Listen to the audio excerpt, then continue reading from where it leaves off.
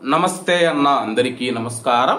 Kuwait మరియు Gulf దేశాలలో నివసిస్తూ ఉన్న తెలుగువారు ఎవరైతే ఉన్నారో ఆంధ్రప్రదేశ్ రాష్ట్రానికి సంబంధించిన వారు 2024లో ఎన్నికలు జరిగినప్పుడు మనం చూసుకుంటే ఇక్కడ నుంచి పెద్ద ఎత్తున అయితే కూటమి ప్రభుత్వం అధికారంలోకి రావాలని చెప్పేసి మద్దతు ఇవ్వడం జరిగింది. మద్దతు ఇచ్చినట్టుగానే కూటమి ప్రభుత్వం అయితే ఆంధ్రప్రదేశ్లో అయితే అధికారంలోకి వచ్చింది. అలాగే గల్ఫ్ దేశాలలో కువైట్ మరియు గల్ఫ్ దేశాలలో నివసిస్తూ ఉన్న ఆంధ్రప్రదేశ్ రాష్ట్ర ప్రజలకు డిప్యూటీ సీఎం పవన్ కళ్యాణ్ గారు, సీఎం నారా చంద్రబాబు నాయుడు గారు అయితే కొన్ని హామీలు అయితే ఇవ్వడం జరిగింది. ఆ యొక్క హామీలు ప్రభుత్వం వచ్చి ఇప్పటికీ దాదాపు 9-10 నెలలు అవుతూ ఉన్నా సరే కానీ ఇప్పటి వరకు కూడా అమలు చేయలేదని చెప్పేసి చాలా మంది అయితే విమర్శిస్తూ ఉన్నారు.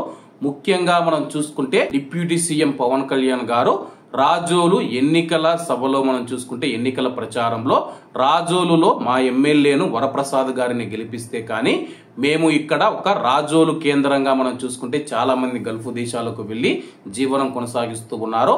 వాళ్ళ కోసం ఒక సెంటర్ను కేంద్రాన్ని ఏర్పాటు చేస్తామని చెప్పేసి పవన్ కళ్యాణ్ గారు అయితే హామీ ఇవ్వడం జరిగింది.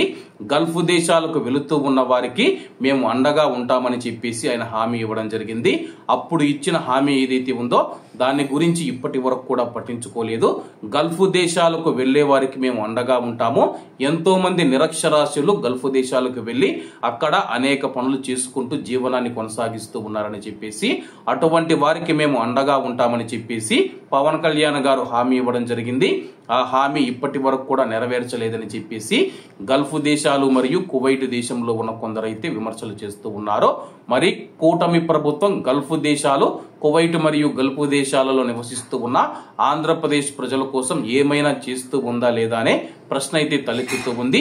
ప్రస్తుతానికి మనం చూసుకుంటే డిప్యూటీ సీఎం పవన్ కళ్యాణ్ గారిని అందరూ అడుగుతూ ఉన్నారు. గల్ఫ్ దేశాలలో నివసిస్తూ ఉన్న ఆంధ్రప్రదేశ్ రాష్ట్ర ప్రజలకు ఇచ్చిన హామీ ఏమైందని చెప్పేసి మరి డిప్యూటీ సీఎం పవన్ కళ్యాణ్ గారు ఏ విధంగా స్పందిస్తారో వేసి చూద్దాం. నాకైతే తప్పకుండా చేస్తారని అయితే అనిపిస్తూ ఉంది. కాస్త లేట్ అయితే అవుతుందని చెప్పి నాకైతే అనిపిస్తూ ఉంది. మరి రాబోయే రోజుల్లో ఏం జరుగుతుందో వేసి చూద్దాం. కాబట్టి అందరూ బాగుండాలి, అందులో మనం ఉండాలి. అందరికీ నమస్తే అన్న, జై హింద్.